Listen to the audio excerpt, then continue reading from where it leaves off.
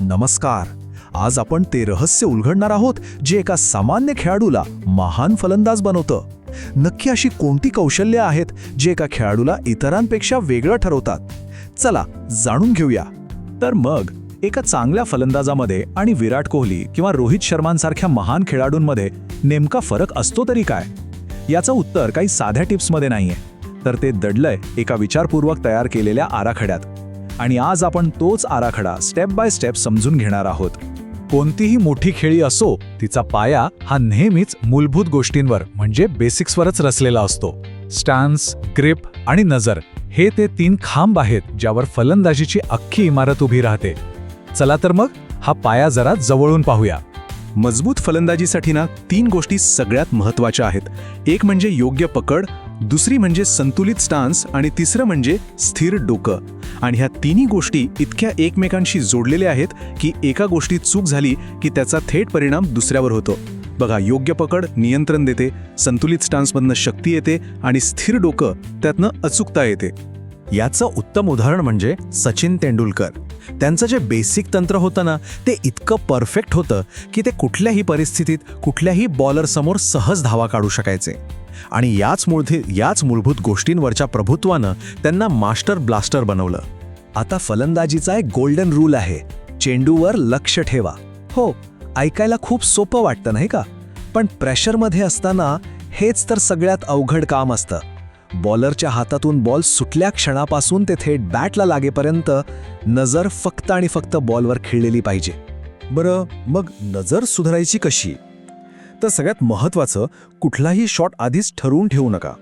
Ball जसा येईल त्याच्या मेरिटवर खेळा.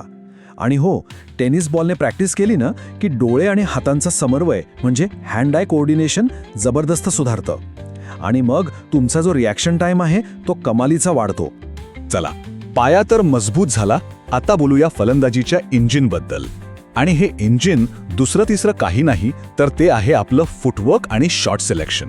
याच ठिकाणी तंत्राचं रूपांतर धावसंख्येत होतं. फुटवर्कचा नियम तसा अगदी सरळ आहे. बॉल जर पुढे टाकला असेल, फुल पिच असेल, तर त्यावर हल्ला करण्यासाठी पुढे यायचं. आणि बॉल जर शॉर्ट असेल तर शॉट खेळायला वेळ मिळावा म्हणून मागे जायचं. योग्य फुटवर्कमुळेच शॉट खेळण्यासाठी सर्वोत्तम पोझिशन मिळते.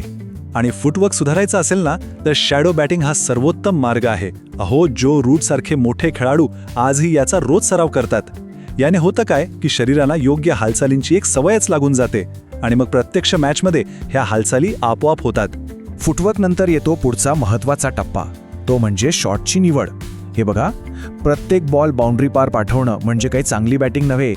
स्मार्ट बॅटिंग म्हणजे कधी हल्ला करायचा आणि कधी शांतपणे बचाव करायचा हे अगदी अचूकपणे ओळखता येणं. स्मार्ट फलंदाजी म्हणजे काय, तर चांगल्या बॉल्सना मान द्यायचा आणि खराब बॉल्सवर मात्र तुटून पडायचं, धावा काढायच्या. लक्षात ठेवा, मोठी खेळी कधीही घाईगडबडीत उभी राहत नाही. ती एक एक बॉल खेळून अगदी संयमाने तयार करावी लागते. उत्कृष्ट फलंदाजीसाठी फक्त तंत्रज्ञान असून चालत नाही, तर मैदानाबाहेरची तयारी सुद्धा तितकीच किंबहुना जास्तच महत्त्वाची आहे. सराव आणि फिटनेस हे तर कामगिरीच्या गाडीला लागणारे इंधनच आहे. आणि या तयारीचे 3 मुख्य भाग आहेत. 1. शारीरिक ताकद वाढवण्यासाठी स्ट्रेंथ ट्रेनिंग. दुसरं, तंत्र सुधारण्यासाठी नियमित नेट प्रॅक्टिस. आणि तिसरं, मॅचसारखी परिस्थिती निर्माण करून सराव करणे, जेणेकरून मानसिक दबावाची सवय होते. विशेषतः कोर आणि पायांची ताकद खूपच महत्त्वाची आहे, कारण प्रत्येक शॉटमधली जी ताकद आहे, जे बॅलन्स आहे, ते इथूनच येतं. पाया मजबूत असेल तरच शक्तिशाली आणि कंट्रोलमध्ये असलेले फटके खेळता येतात. ठीक आहे, आता आपण येऊया पिरामिडच्या शिखरावर. सगळ्यात महत्त्वाचा भाग तो म्हणजे मानसिक कणखरपणा. इथेच एका चांगल्या खेळाडूमध्ये आणि एका महान खेळाडूमध्ये काय फरक आहे हे स्पष्ट दिसतं. हीच ती शक्ती आहे जी बाकीच्या सगळ्या कौशल्यांना एकत्र बांधून ठेवते. 50%. काय वाटतं, हा आकडा काय असेल? असं म्हणतात की क्रिकेट हा 50% फक्त आणि फक्त डोक्याने खेळला जातो. एक मानसिक खेळ आहे. या आकड्यावरूनच मानसिक तयारी किती महत्त्वाची आहे हे कळतं. तुमचं तंत्र कितीही भारी असलं तरी मन जर मजबूत नसेल तर त्याचा काही उपयोग नाही. तर मग हा मानसिक कणखरपणा म्हणजे नेमकं काय? म्हणजे दबावाखाली असताना शांत राहणं, आऊट होण्याची भीती मनातून काढून टाकणं आणि प्रत्येक चुकीतून काहीतरी शिकणं. मग निकाल काहीही लागो, विजय असो वा पराभव, ही एक सतत चालणारी प्रक्रिया आहे जी अनुभवाने आणखीनच पक्की होत जाते. आणि याचं सर्वोत्तम उदाहरण कोण असेल तर अर्थातच MS धोनी. त्यांचा आत्मविश्वास, कठीण परिस्थितीत डोकं शांत ठेवण्याची त्यांची क्षमता ती खरंच अतुलनीय होती. आणि याच मानसिक कणखरपणामुळे ते जगातले सर्वोत्तम फिनिशर म्हणून ओळखले गेले.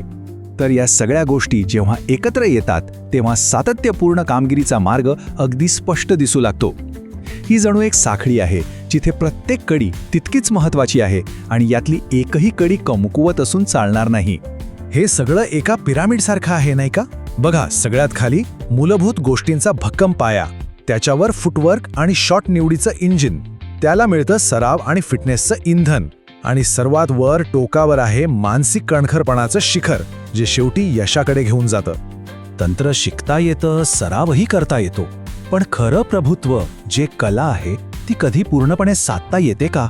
की हा एक असा प्रवास आहे जो कधीच संपत नाही?